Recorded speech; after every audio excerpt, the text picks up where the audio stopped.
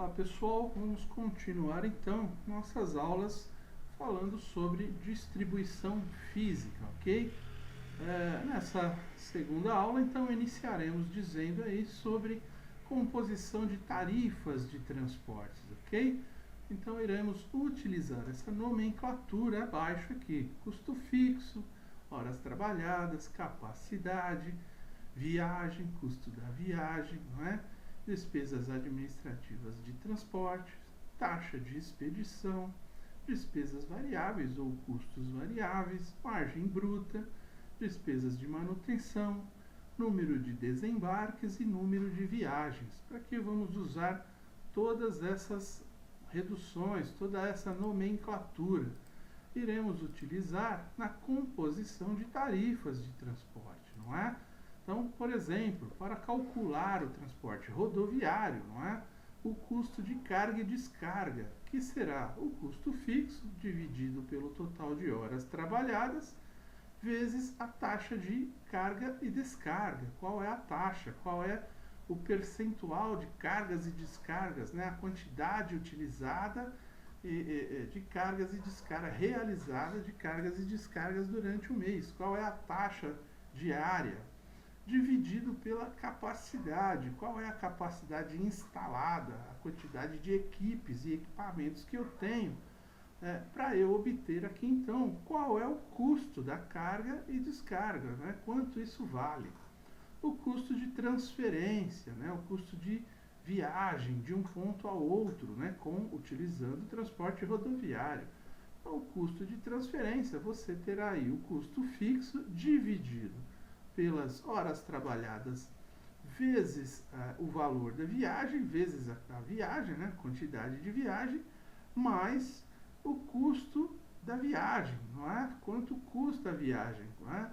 Dividido pela capacidade. Qual é a minha capacidade de viagens? Quantas eu consigo fazer, ok?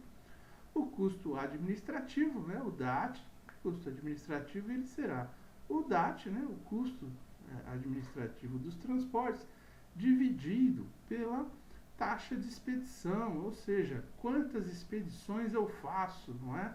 Por mês ou por dia, enfim, para você ter aí o custo administrativo, quanto custa a administração. O frete peso, não é? O frete peso, então, ele será calculado com a carga e a descarga, mais o custo de transferência, né? O custo de carga e descarga, mais o custo de transferência, vezes as despesas de viagem, mais o custo administrativo. Tudo isso dividido por 1, né? Menos a margem bruta, dividido por 100. Uma fórmula matemática, ok? Para você calcular qual é o frete peso.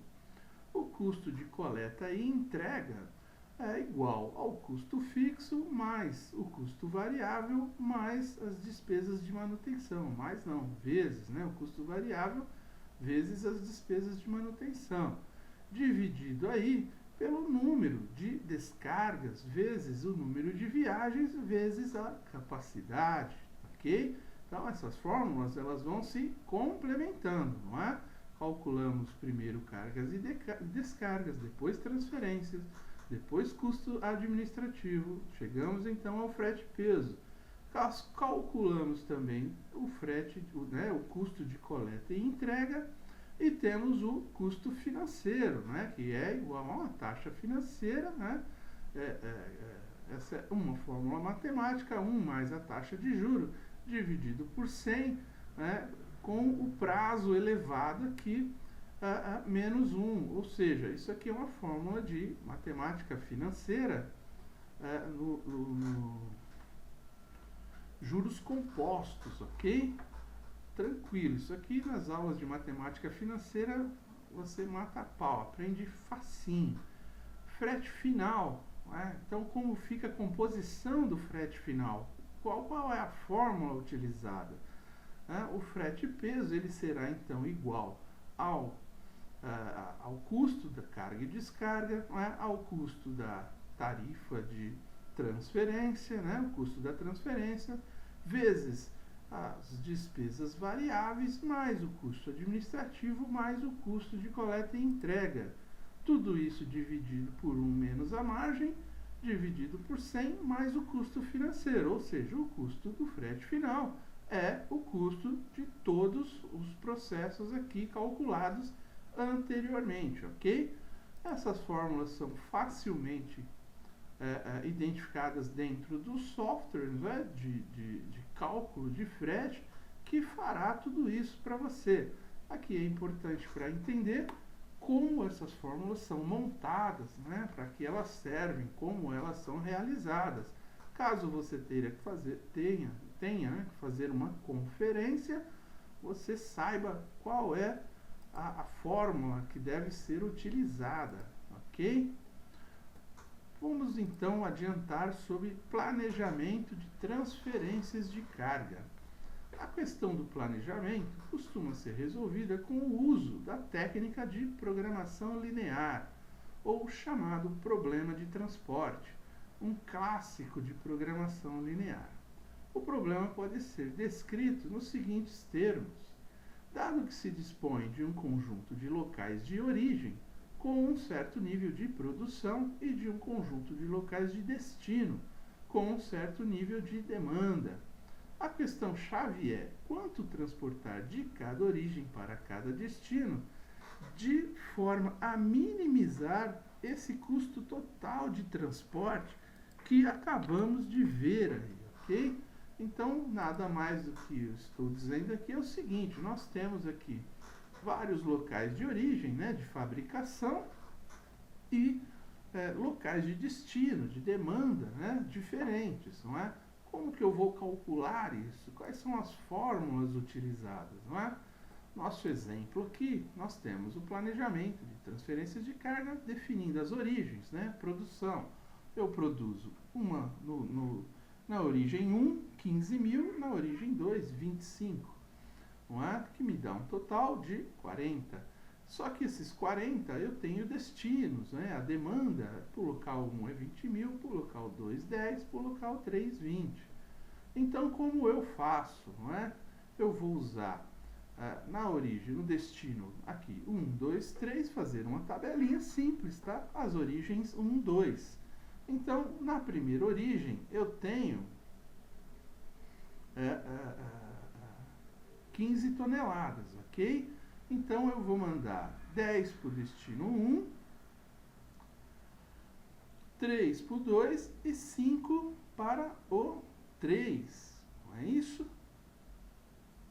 E no segundo local, eu vou mandar 12, 7 e 9, ok? Que vai totalizar os 25 do segundo local, perfeito?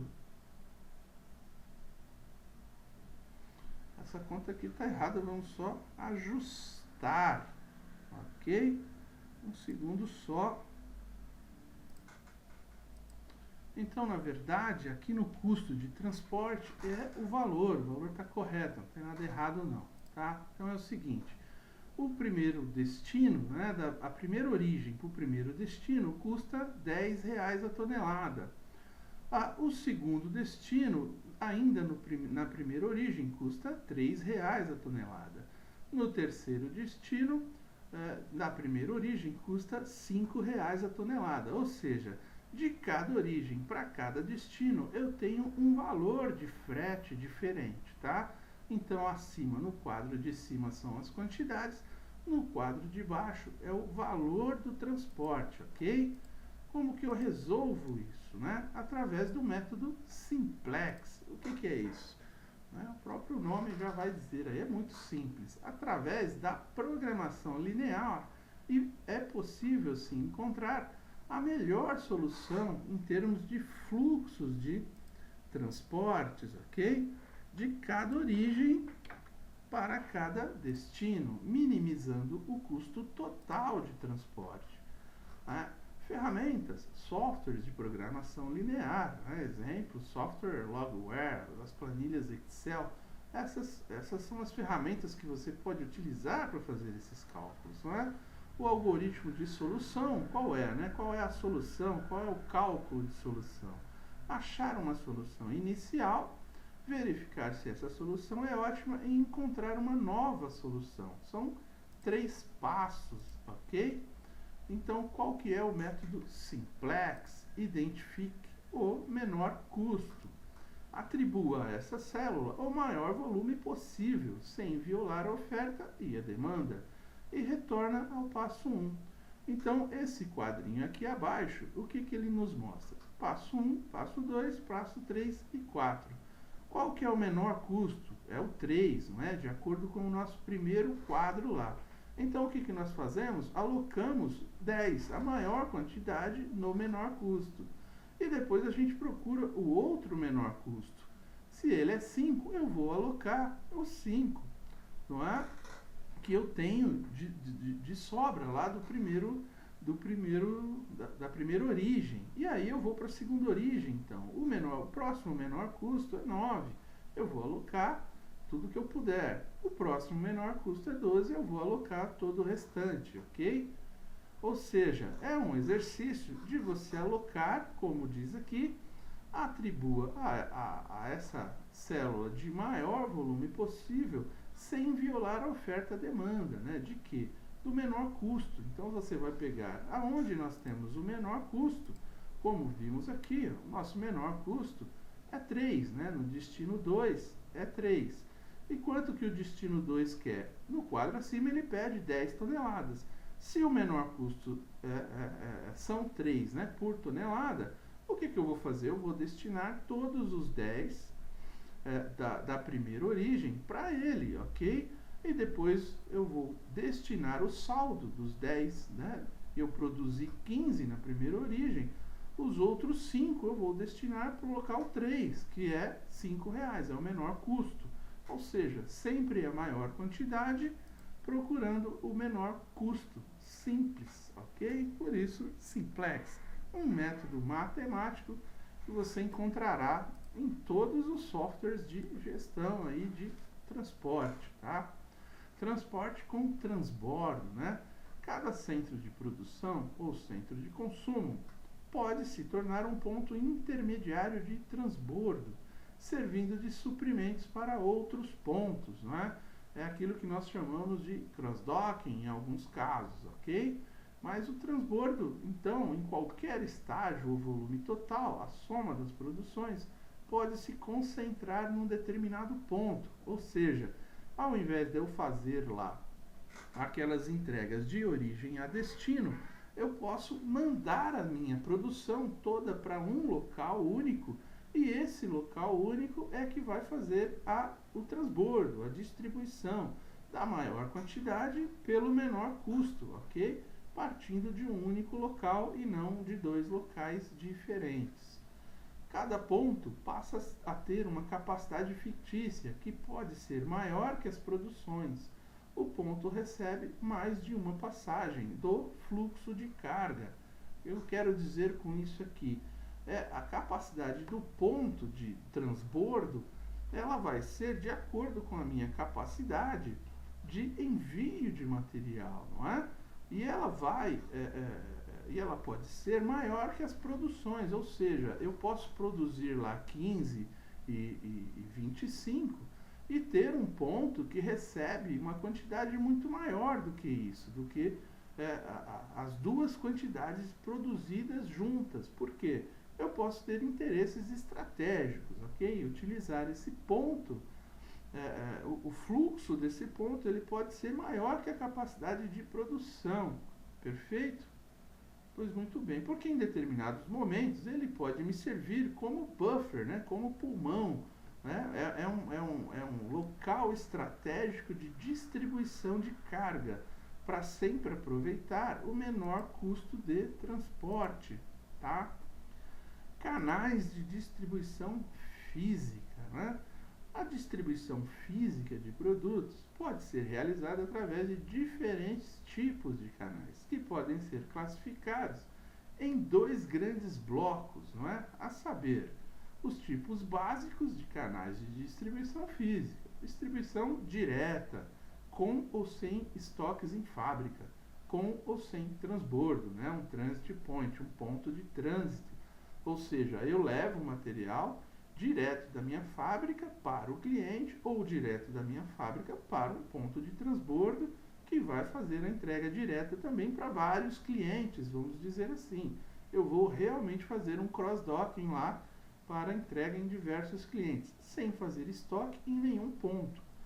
Né? A distribuição via CD, né? Através de uma filial própria, né? Um CD é um centro de distribuição, através de uma filial própria, ou de um operador logística, ou de um franqueado, né? Que vende e distribui os produtos.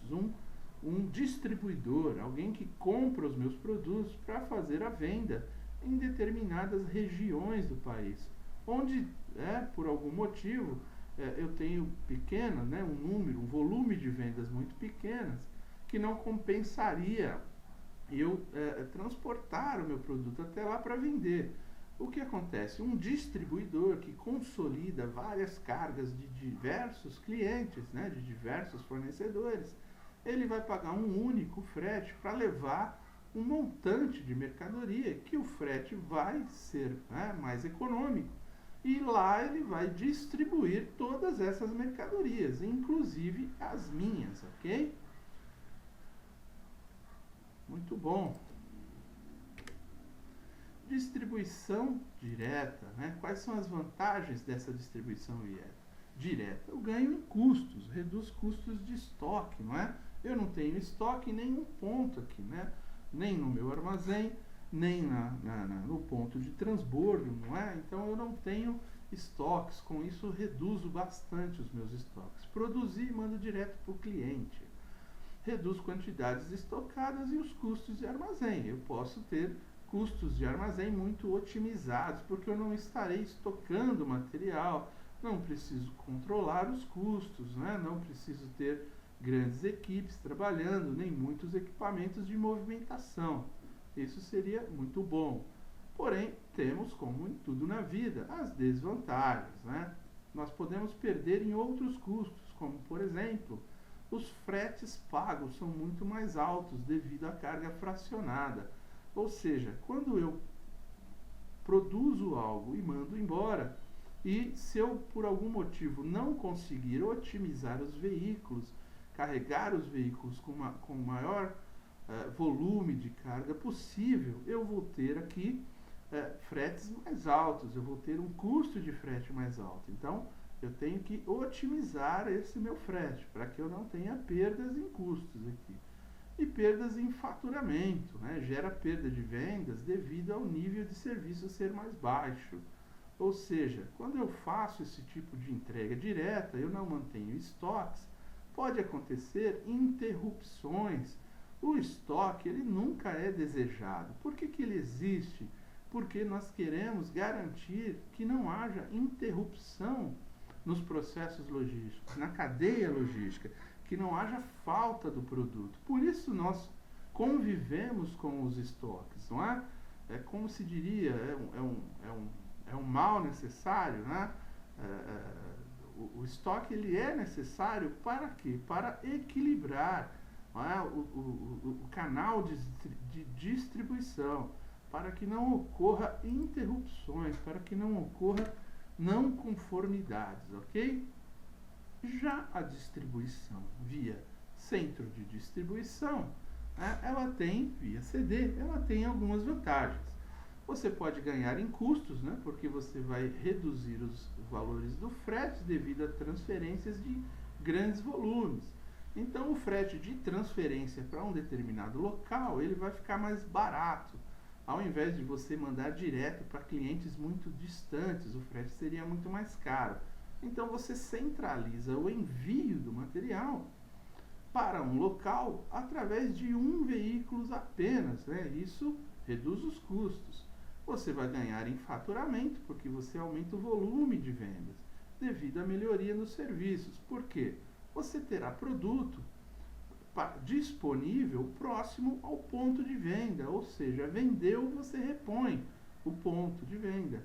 Isso faz com que você aumente o volume das vendas e com isso aumente o seu faturamento, ok?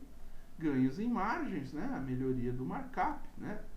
Devido à melhora do nível de serviço, ou seja, Se você tem um serviço melhor, você pode aumentar a margem de ganho, né? Que é o markup aí. A margem de ganho em cima dos seus produtos, porque você tem um serviço melhor que a concorrência. Isso faz com que o seu produto também possa ser um pouco mais valorizado. Hoje em dia, isso talvez não traga tantos benefícios assim, mas pelo menos na revenda, né, no aumento de volume de vendas, você ganhará. Quais são as desvantagens de ter um CD? Você tem mais custos, né, de estoque, por exemplo, de armazém, de custos administrativos, né, porque você descentralizou. Então você tem que ter equipe em cada ponto de distribuição, né, em cada CD. Você tem que ter lá material disponível, né, estoque disponível. Você vai ter que ter equipamentos de movimentação e armazenagem. Você vai ter que ter hardware, software, em tudo que for necessário para o atendimento do mercado, não é? A maior qualidade possível. Então vamos fazer aqui uma análise dos canais, né? Quais são os fatores que temos que considerar nos canais de distribuição? Os padrões operacionais, né? Quais são os padrões exigidos por cada canal de distribuição e qual é a operação que eu tenho que montar, né? Quais são os recursos que eu tenho que disponibilizar para que as operações gerais elas sejam padronizadas e eu cumpra esses padrões com excelência, né? Com eficiência. Os padrões também dos locais de operação, não é? Cada local, cada região, ela tem um padrão operacional que eu devo respeitar, uma cultura, né, regional que eu preciso atender, que eu preciso ser também eficiente, ok?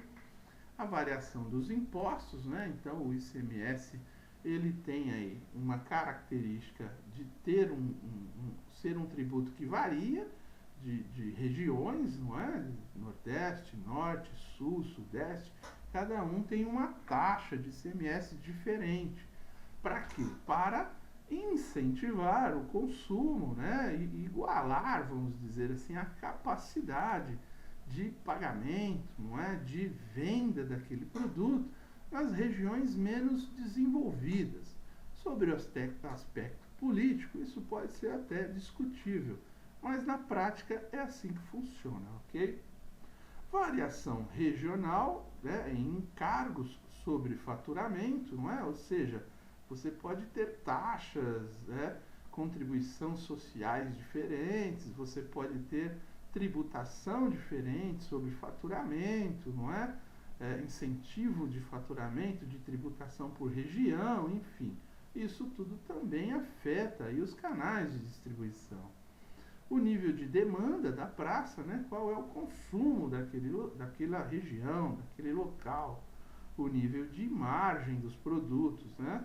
Em cada local eu posso ter uma margem maior ou menor em função da escassez do produto, em função do tipo da classe de consumidores que há naquela região. Eu posso ter um preço maior ou menor baseado nessas características, vamos dizer assim. O mix de vendas, né? O que é um mix de venda? É aquele o conjunto, a soma de todos os seus produtos na região, né? Assim, se eu tenho lá um portfólio com 100 produtos, quantos produtos desses 100 eu vendo em cada região? Então, uma região que eu venda, por exemplo, 100 itens, eu vou analisar os meus canais de distribuição e considerar esse fato na hora de eu fazer composição de veículos, de frete, de distribuição, de custo com operação, não é? Tamanho de equipe, dimensionar armazém, enfim, tudo isso o mix de vendas vai influenciar, ok? A variação em custos de comercialização, comissões de vendas e comissões de franqueados, de distribuidores, não é? Como que eu trabalho com os vendedores por região, qual é a política local, qual é o custo normal dessas comissões de vendas nessas regiões, né, de despesas comerciais, entre outras aí. Outras características específicas de cada operação, ok? Avaliação de custos versus avaliação de ganhos, de receita, aquele trade-off, né, aquela compensação, aquela avaliação que faremos aqui para entender o que eu ganho e o que eu perco em cada situação diferente, não é? Buscando aí a otimização dos recursos e também o aumento da lucratividade, ok? Da minha eficiência. E análise de sensibilidade, cenários futuros, tendências, não é? Informações qualitativas sobre o mercado futuro, né? Como qual a sensação dos vendedores, quais são as tendências de consumo, políticas governamentais, enfim, tudo que pode interferir no canal de distribuição, que você precisa analisar com carinho para saber o exato momento, não é? E o exato custo de cada operação, ok? Legal. Então, como que eu posso fazer aí a localização dos CDs, né? Como calcular a localização, como escolher onde cada centro de distribuição deve ficar, não é? Eu vou olhar os fluxos de origem e destino de carga, né? Conforme aquele nosso exercício lá, que eu tinha 2 locais de origem e 3 locais de destino. Eu vou tentar colocar os CDs próximos, né? Então a gente identifica esses fluxos e organiza-se, né, os pontos de demanda em zonas. Isso feito com o uso de coordenadas de origem e destino de carga. É o cálculo de centroides das zonas de demanda, né? Um cálculo de posicionamento de CDs, um cálculo que vai levar em conta a quantidade consumida por região vezes o preço do frete, que é aquele cálculo do simplex, e então nós vamos encontrar qual é o melhor fluxo, onde colocar esses armazéns, não é? Se eu vou fazer grandes envios de material para esses locais, economizando no frete de transferência, se o custo do frete local é menor ou maior, o que vale mais a pena fazer, né? Todos esses são cálculos de planejamento que devem ser feitos para entender qual é a melhor localização, né? Qual é o melhor posicionamento, a partir dos custos de transporte, de distribuição e com o uso de modelagem matemática, que busca a minimização desses custos. Determina-se o posicionamento dos CDs, ou seja, sempre aquela regra de a maior quantidade para o menor custo, sempre fazendo essas contas para você entender, puxa, qual é o melhor local para eu disponibilizar um armazém, ok? Qual a quantidade também de armazéns que eu devo ter, não é? Então nós temos que olhar aqueles custos de logísticas, o custo logístico global, que calculamos, acho que na nossa primeira aula, se não me engano, não é?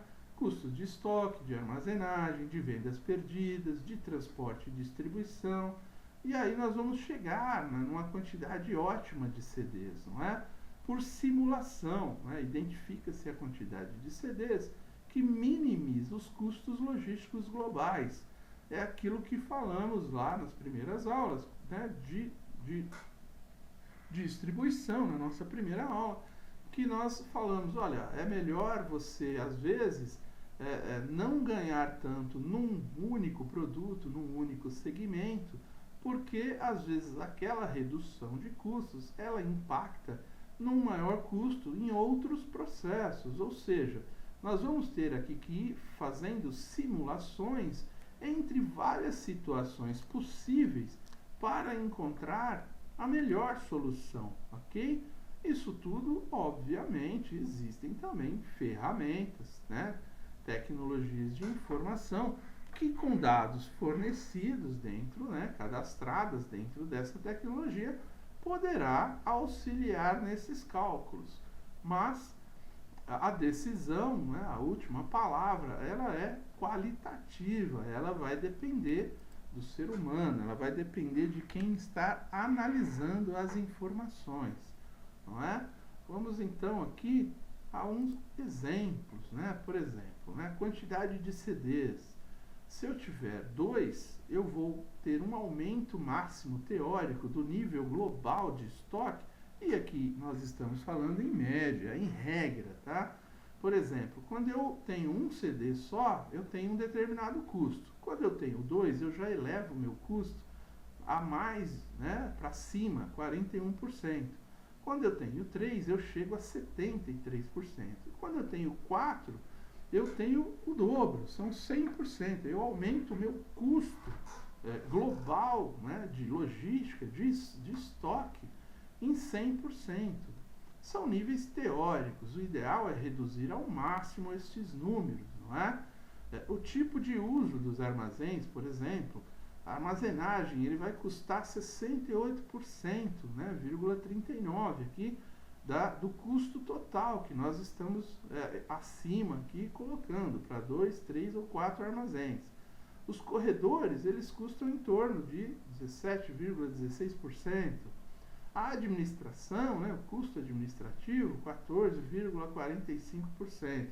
Isso serve como forma geral de conhecimento para quando formos realizar aqueles cálculos, simulações, a gente leve em consideração esses padrões, não é? Para que tenhamos em mente, olha, se eu vou aumentar o meu custo em 100%, eu vou colocar 4 CDs dentro do Brasil, por exemplo, eu preciso saber se a minha margem, né, o meu preço de venda, ele comporta algum aumento de preço ou ele já absorve esses custos maiores em função da maior demanda que eu vou atingir, do melhor atendimento aos clientes, enfim, todos os ganhos qualitativos e também quantitativos que eu terei, não é? Despesas de armazém. Quais são as despesas de armazém? Aluguel, não é? Aquele espaço que, mesmo que for meu, próprio, né? Ele tem preço de mercado. Qual é o preço do metro quadrado naquele mercado? Todos os equipamentos de movimentação e armazenagem, né, que nós calculamos já os custos, despesas fixas, variáveis, enfim, a depreciação, despesas administrativas, né, do armazém, não podemos esquecer, luz, água, fone, escritório, limpeza, né, transferência de dados, xerox, e-mails, enfim, né, todas as condução, refeição, uniformes, seguros, né, consumíveis, né, os combustíveis das empilhadeiras que entram lá nos cálculos de custo variável, a manutenção predial, né, que tem uma taxa lá, e também de equipamentos, serviços de terceiros, né, que cada armazém vai precisar de assessoria contábil, jurídica, enfim, tudo isso você tem que levar em consideração quando for formar despesas, custos, não é? Salários e benefícios, administrativo e operacional. Tem que levar em consideração também, ok? Pois muito bem. Então, com essa explicação e esses exemplos, finalizamos aqui nosso treinamento de distribuição física. Né? Calculamos aí todos os custos e todas as condições que temos que analisar para tomar decisões sobre canais de distribuição e os custos envolvidos na logística global, além do transporte, todos os outros, ok? Muito bom. Agradeço até aqui, muito obrigado e até as nossas próximas aulas.